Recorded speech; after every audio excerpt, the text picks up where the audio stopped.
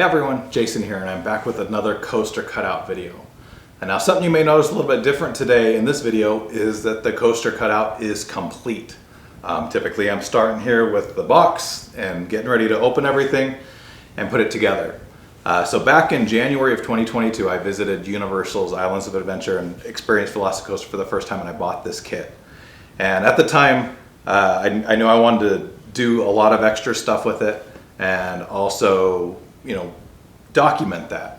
So the biggest goals I wanted to accomplish, I wanted to make the track tubular rather than just the frame, and I also wanted to add lighting. VelociCoaster is definitely known for its pretty sweet lighting package, a lot of the long exposure pictures and stuff that you see with it, and so that's something I started looking into. I started looking into LED lighting and all of the different options to see what was out there. So as I researched different lighting options for this, I was mostly coming up blank, and then I saw on Instagram Park Paradise. He actually built the kit as well. He did staining, he didn't paint it and stuff, but he had the lighting exactly how I wanted. So I reached out to him, asked how he did it, and he said fiber optic lighting. And that's something I had never worked with, so I decided to look into it myself. Bought some supplies online from Evans Design. I'll have a link to that down below. I'll also have a link to Park Paradise as a completed model. Very, very cool finished product that he did as well. But I started playing with it. And so right here you can see I have the single train model. This one was actually my daughter's. So we decided to, my daughter wanted to build this kit, so I decided to first help her do it. And so we actually hooked hers up with a little battery pack here, and we got the LED lighting working. So on this one we have a couple of LEDs there in the front to make the front glow. And then, I don't know if you can really see it on here, but there's actually an LED in the front that sticks out, and then we have fibers that run up through the back of the model into the back of the seats. And so that's something that we were able to figure out with this. Another thing that Park Paradise recommended to me, he said, do 4 lights in each headrest on the front, don't worry about it the rest of the way back. Initially I thought he was crazy. I was like, I'm gonna do 4 the whole way back, and then I started doing it and realizing just how difficult it was and how much fiber that would be. I mean, there's hundreds of pieces here. And so I ended up going with this advice and doing the 4 pieces in the front and then 2 in the back. And so once I finished my daughter's, I felt pretty comfortable and decided I'm ready to start this video. I'm gonna do a 4 video series, 1 for the track, 1 for the lead car, 1 for the secondary car, and then 1 putting it all together. And I spent a long time, and I completed the video for the track. And then I started the video for the lead car, and I ran into some problems, and I kind of hit a wall. Like I said, I started this in March of 2022. It is now August of 2025, so over 3 years later. And finally, about a month and a half ago, I decided it just wasn't worth documenting the rest of it. I wanted to really just focus on the model and do it upright, and then kind of do a conclusion video here. Because I did complete the track video, I will post that one, kind of showing you what I did, so you can see here, hopefully, I was able to get rid of a lot of the flat structure, make it tubular.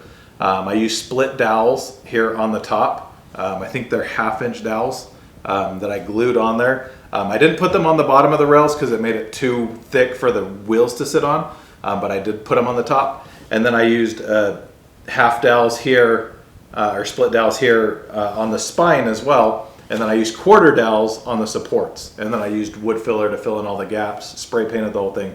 I think the track turned out nice. The track's literally been sitting behind me in probably like my last 10 videos, but the rest of the model has not been. And then for the LED lighting on this one, I still have the LEDs here in the front, so I have a little button. Like I said, this is a plug-in one, so I have a couple of LEDs here in the front. And then on each car, I put an LED underneath. So underneath, there's a spot where you can't even see, the stand hooks into the model. So on the single car, I couldn't do that. On the full train, I could put an LED there. And then right up through the middle, right behind this first row of seats, there is a hole that's already there that the stand hooks into, that I was able to run the fiber optic cabling or fibers, whatever, up through, and then put them into the back of the seats. And then at the back of the train, I just kind of ran them out the back channel, so that it's actually, they're just running out right above where the train connects. And I'll try to put a photo in here that kind of shows that, where it's running. But in the end, I'm really happy with the way it turned out. But I wanted to talk about a few of the things that were semi-difficult here. So to drill the holes in the headrests, the first thing I learned, you want to drill those holes before you pop the pieces out of the bigger sheet. The pieces are very, very frail and you're drilling really close to the end. And so if you pop them out and then drill, a lot of times the end would split. I did notice that if you did split it, you could put the piece back in and then kind of use wood filler to putty it back up and build it back up. I had to do that with my daughter several times. With my model, I drilled all the holes beforehand.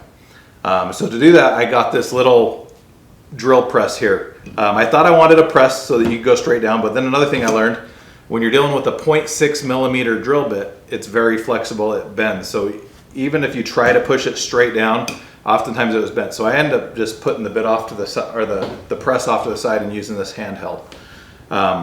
So I did a 0.6 millimeter bit, and then we have 0.5 millimeter fiber.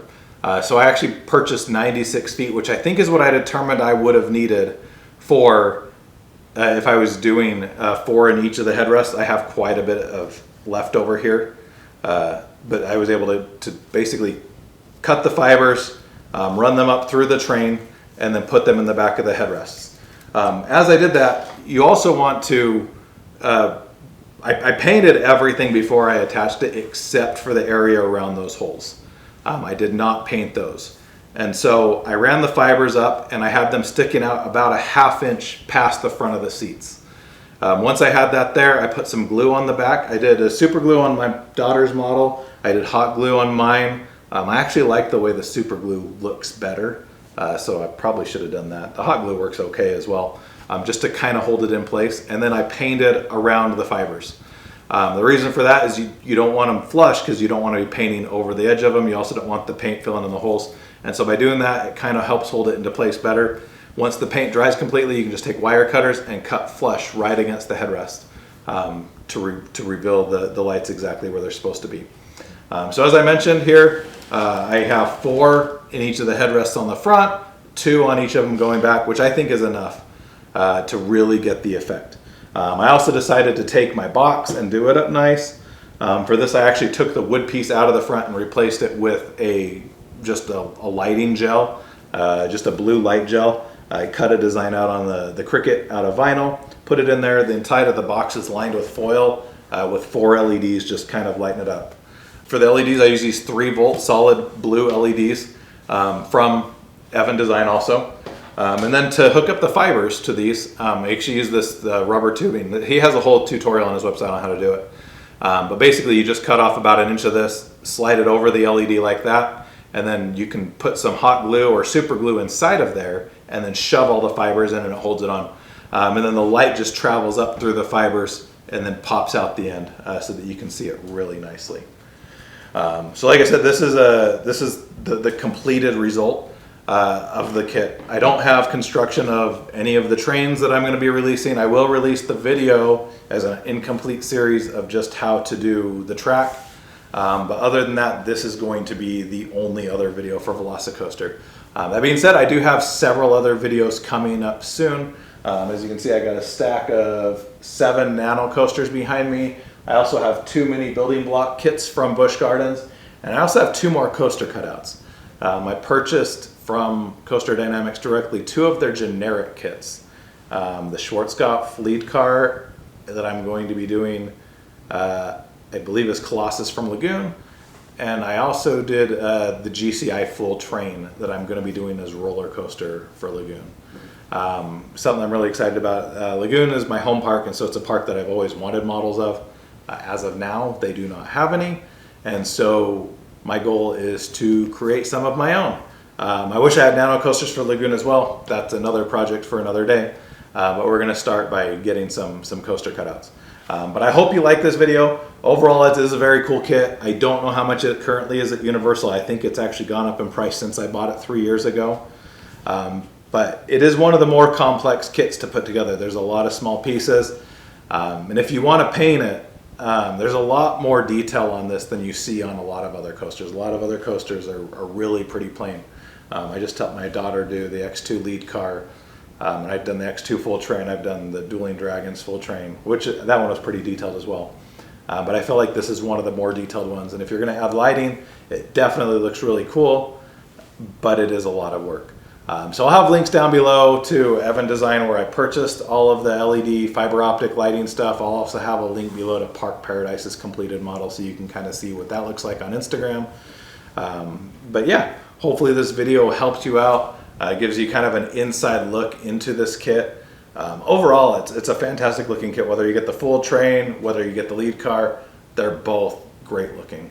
But I couldn't get focused in on, unfortunately, doing a video detailing the assembly and painting of the actual train.